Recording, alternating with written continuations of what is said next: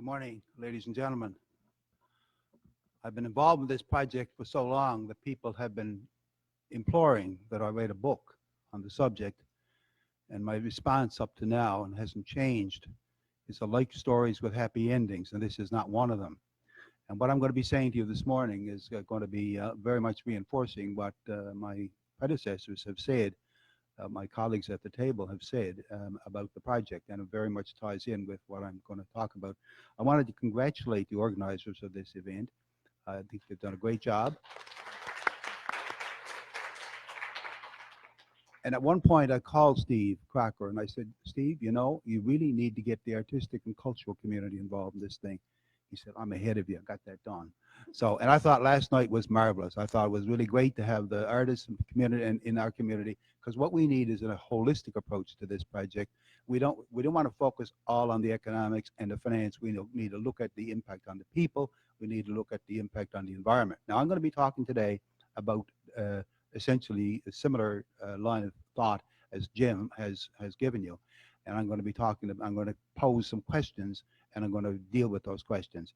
And I've got a lot of stuff here. I'm going to go through these slides fairly quickly. So, and Kerry, I'm going to give Kerry a signal when I want to move to the next slide. But I also want to acknowledge that I've had help with this presentation from an anonymous person who has written extensively in Uncle Narly's blog, and he's been very helpful to me on this. But I take full responsibility for any errors, and I just want to acknowledge that. So I'm going to begin by just posing some questions. So my questions here, and I'm not going to go through all these questions now because I'm going to come back to them. But first question is Muskrat Falls self-supporting? It's a key question. Is it if it's self-supporting? Because if it isn't self-supporting, then it means that somehow we got to find another way to support it. We have to find money from other sources. The question number two: will Muskrat Falls generate dividends or profits for the people of Newfoundland and Labrador? I'm going to come back to that, as well as the other questions that I've posed here. Very quickly, moving to the next slide, financing of the project. Financing of this project is based upon $7.9 billion loan guarantee from the federal government, and that's coming in at about 3.5%. That's quite a good, attractive interest rate. But even then, you have to realize that the money we're paying out to the bondholders is more than the money we would have been paying out in oil. That's an interesting observation here. So we were going to avoid paying the oil barons in the Middle East for their oil. We're going to be independent. But now we're paying more money to Wall Street. The money's going to Wall Street instead of. So what would you prefer? Would you rather give it to the robber barons in the Middle East or the robber barons in Wall Street? Take your pick. Only problem is, what I don't like about this is we're not paying more. We're not sending out more money. The essence of all this thing is a power purchase agreement between the government, between the two aspects of a Crown corporation.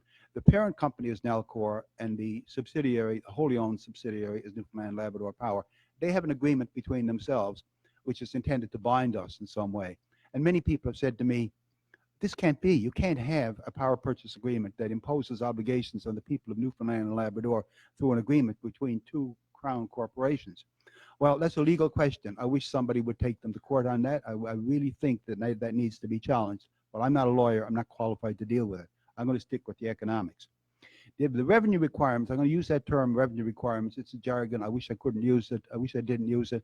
But that's the language of public utility regulation. And I was a public utility regulator, and I'm a prisoner of my past. I've got habits I can't break. And but what does revenue requirement is cost? Revenue requirement basically means cost. And as Steve said, the cost of this project is going to go to $800 million a year starting 2021. That's going to be the cost. And that has to be added to the existing $700 million that we're paying to operate the existing electrical power system. So we're stuck with a $1.5 billion with a B dollar cost, which is equivalent to what we're spending on education, primary, secondary, post-secondary education in Newfoundland and Labrador. The same. So just think about that. We're placing electricity on a pedestal which is equal to the pedestal on which we rightly place education. So anyway, next slide, risks of the project. Most of the discussion we've had at the Muskrat Falls Inquiry have been focused on the construction risk and how did this go to $12.7 billion. How did this happen? It was incredible. But I'm not going to focus on that. I'm going to focus on the revenue side. which is a part of the business risk, and it relates to the load growth, it relates to the demand, and it goes back to the load projections. I'm going to move now to the next one, which is a historical and forecast energy needs. That's a complex chart, but what it basically says is that we're going to grow. The forecast shows that we're going to continue to require a huge amount of electricity. And if you look at this by 2039, 2040, we're going to be up at over 10,000 gigawatt hours. Now, you don't really need to know what the gigawatt hour is. There's 10,000 units of energy, okay? We're going to get there by 2039. And then now, current rates, I'm going to come in a moment to show you that the rates that, they're not the rates, the growth that Nalcor is now projecting is considerably less than that. In their presentation to the PUB, Load Growth Revised, next one, Gary, Nalcor's presentation projected load growth from 2010 to 2069 at 0.8% per annum, reaching over 10,000 gigawatt hours by 2039. They did an update. When Stan Marshall came in, they did an update. So now they're projecting 7,600. 7,600. Moving to the next chart, that's what the next chart shows you, is we're going to 7,600 by 2039. A dramatic reduction in load, but still not far enough. If you read the footnote to the table tells you that those projections are based on the assumption that the rates are going to go to 18 cents per kilowatt hour, not 23 cents. So in other words, if you actually factored in the load growth, if you factored in the full rate of 23 cents, which is now the all-up cost of Muskrat Falls, the demand would collapse even further, and that's where I'm heading in my discussion here. So, next chart is cost of Muskrat Falls power, and that comes out of the next table, next chart that I'm going to show you. But the point is that if all the power from Muskrat Falls was used, all the power, if we could use it all 4,900 gigawatt hours, the cost would be 17.42 cents. 17.42 cents. Well, that's pretty bad. We're paying 12 cents kilowatt hour now. That's a hell of a lot, because you got to add Newfoundland Power's markup on top of that. But if you don't use all the power, you know what? The cost per unit of Muskrat Falls power doubles. If you only use 1/5 of it, which is what we're now projecting, guess what? The cost per unit, it quintuples. It quintuples. It goes to 87 cents per kilowatt hour. And so what Nalcor does is blend that with existing power cost, and that's how we get the 23 cents. It's an average. It's an average, and it's boosted by Beta Spare, because Beta Spare is basically paid off, doesn't cost us anything. The next chart here basically is a pie chart. I'm only going to just use that to show you that the unit cost projections, and the one on the left, the pie on the left, basically adds up to 17.42 cents, and that's where I got the number in 2017, and I got that number from Stan Marshall, and it shows the 17.42 cents, and that's broken down between different components, including the transmission line, the generation site, and the what they call Labrador transmission assets, which is the line from Churchill Falls to Muskrat Falls. The pie on the right shows you what the components are, and I'm going to come back to that, because the biggest chunk there, is interest. It's 5.75 cents. It's the blue. It's the light blue is on the right side. You probably in the back can't see this, but the biggest chunk is interest, and then the next biggest chunk is depreciation. And after that, you're dealing with return on equity. So those are the key components here: depreciation, interest, operations, maintenance expense. I won't go through those in great detail, because I'm heading up to another chart now shortly. But the one of the things that Nalcor's done is essentially to defer certain expenditures, and this is common. And I look at what happens all across Canada, in Manitoba and British Columbia and elsewhere. They'll take chunks of expenditure and put them off into the future in order to make today look good. And I don't know if most of you in this room are too young to remember the comic Wimpy. And Wimpy used to say, "I will gladly give you 2 hamburgers tomorrow for 1 hamburger today." So that was all about deferring costs into the future, okay? Because Wimpy wanted his hamburger today. He didn't really care about tomorrow.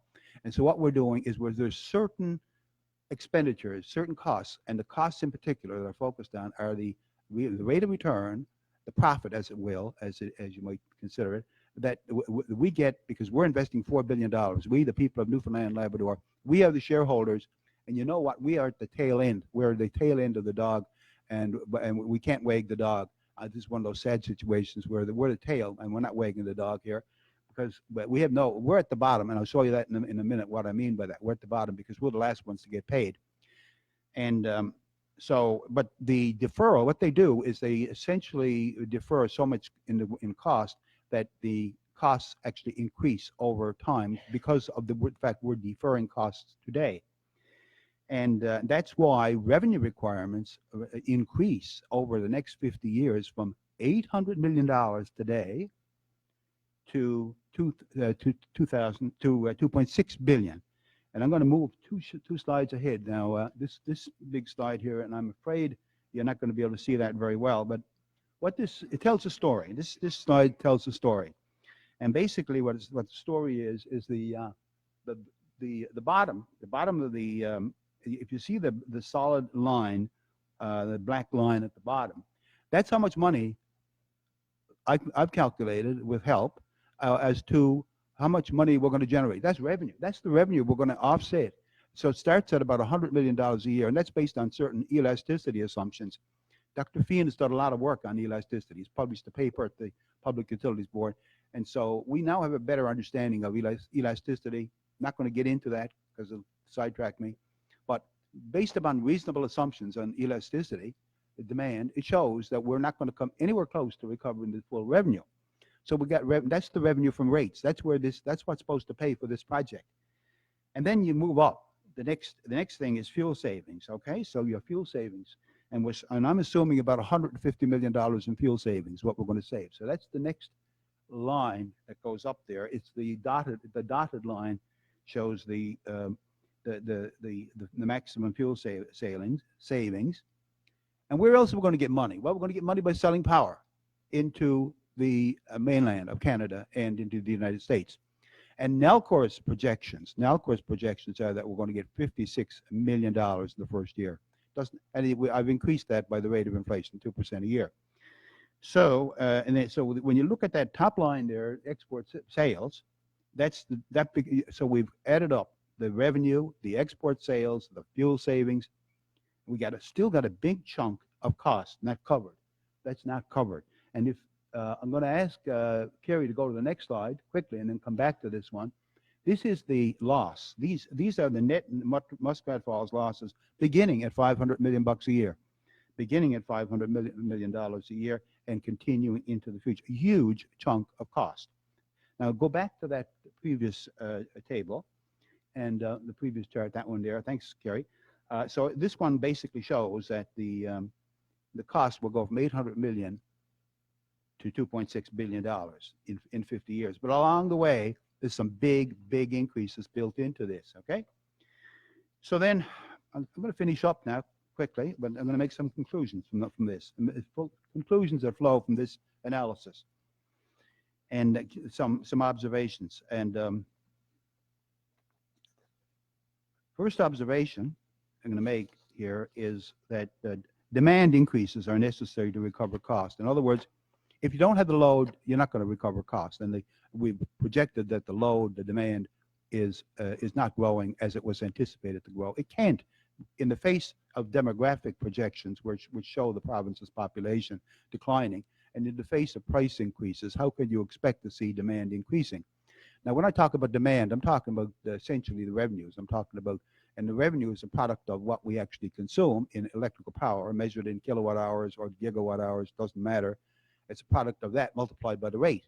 And so when you multiply by the rate, and if the rate is high, and if the quantity is going to be low, then the revenues are going to be low. You can have a high price, but if the quantities are consumed are low, then you're going to end up with very little revenue. And so the big concern I have is we're not going to have the revenue.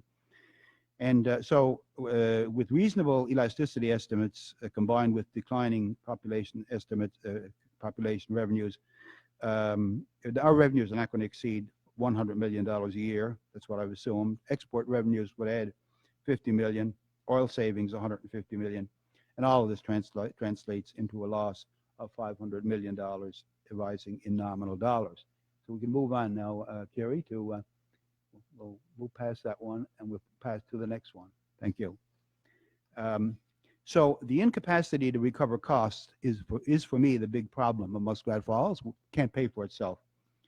And this is a problem that should have been recognized prior to sanction, because even back in the old costs, before the cost didn't escalate way up to $12.7 billion, they were going to go to 6.2 and then to 7.4. But even back in those days, we were facing a 50 to 60% increase in rates.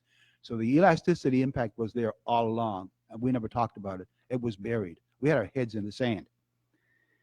So it's a problem that should have been recognized, and it's been exacerbated. The problem's gotten worse. Moving to the next one, number 3, payment of interest on debt is the first claim on revenues after O&M. That's you got to pay your debt. You got to pay your debt. That's a fundamental principle. So the first claim is O&M. After that comes the debt. O&M is basically paying the workers who are working on Muskrat Falls. There's a big O&M cost. Operation and maintenance is what I'm talking about. Then comes debt, and then the dividends or profits. Profits come right at the bottom, at the end. I mean, if you have an enterprise that's not profitable, then the shareholders are going to bear that cost. And then what happens then is the province is compelled to write off its equity and to forego dividends. So I'm going to come back now to my next question, which is the answer to my questions. What the conclusion of this presentation is question 1: is Muskrat Falls self-supporting? No, rates will not support costs. We're looking at a deficit of at least $500 million a year. Question number 2: will Muskrat Falls generate dividends, profits for the government of Newfoundland and Labrador? The answer is no. The answer is no, because the revenues will barely cover the cost of operations and maintenance and make a small contribution to the interest on the debt. But most of the interest on the debt will not be covered. Question number 3: will the financial burden decline over time, as did the burden of Bay d'Espoir? One of the things that Nalcor kept telling us was, in the long run, this is going to be great. In the long run, this is going to be great. Now, to quote a great economist of the 20th century, John Maynard Keynes said, in the long run, we're all going to be dead. So, in the long run, we're all going to be dead. Well, so that sort of fixes your mind on the future, like what's going to happen in the immediate future when I'm still around, maybe when my kids are still around. And but the problem, okay, so what you're faced with here is not the Bay d'Espoir situation, because Bay d'Espoir was financed in a different way. Basically, it was written off early. What we're talking about is writing off this project over a long period of time, because that was the only way to pretend that this made any sense, was to write this off over 50 years. And you know what's going to happen is the cost per kilowatt hour of Muskrat Falls power remains the same. 2021, it's at a certain level, and then they're going to escalate that in real terms so that your great-grandchildren in 2069 will be paying the same rate, the same unit cost per kilowatt hour. They're going to be, that's not true with Bay d'Espoir. With Bay d'Espoir, we're paying probably a fraction of a cent. It's measured in mils, what we're paying today. What our great-grandchildren are going to be paying in 2069 will be measured in cents, and it's probably going to be a number more like 50 cents per kilowatt hour. So will the financial burden over time? No, the burden will rise. The burden will rise. This is a gift that keeps on taking. Will rates be affordable? Of course not. Of course not. No, nobody's looked at this. This is in all of the documents that I've looked at, and I've looked at thousands of documents, and I have to confess I haven't read all the documents, but I've read a hell of a lot of them, and I have seen no discussion of affordability. Can people afford to pay for Muskrat Falls power? And energy, we need to have a big conversation about energy poverty, because we're going to see a lot of energy poverty. Question number 5. Will further federal support be necessary? Well, I can tell you the federal government is into this up to their neck to the tune of $7.9 billion. And if we can't make the payments, they're going to be there. The feds are going to be there. Anybody that tells you federal government is not going to be at the table, they're dreaming in Technicolor. The feds are going to be at the table, and we're going to be going to them on bended knee saying, can you rescue us? And you know what they're going to say? There will be a cost. So that comes to my final comment, which is, yes, the federal government will come to the rescue, but they will extract a pound of flesh. They will extract a pound of flesh. So we go back to the Merchant of Venice. I think that's where the pound of flesh originated. There will be a large pound of flesh extracted from us. And you know what that's going to be? That's going to be a cost in terms of our healthcare services, our education services, and what we depend upon every day. Because in order for us to be able to pay the cost of Muskrat Falls, we're going to have to show that we are bleeding, that we have cut to the bone, and the federal government will come to the rescue. And you know, the worst case is we default and the federal government takes over our province, and as the federal government in the United States has done with Puerto Rico. And if a responsible Newfoundland and Labrador, if we are responsible citizens, we will not go the Puerto Rico route. We will find a way. We will not relinquish our sovereignty as we did in 1934. We'll find a way to make those cuts by responsible fiscal policy and also tightening our belt. And it's not going to be nice. It's not going to be pleasant. And that's why I'm not going to write the book, because I can't see the happy ending. Thank you very much.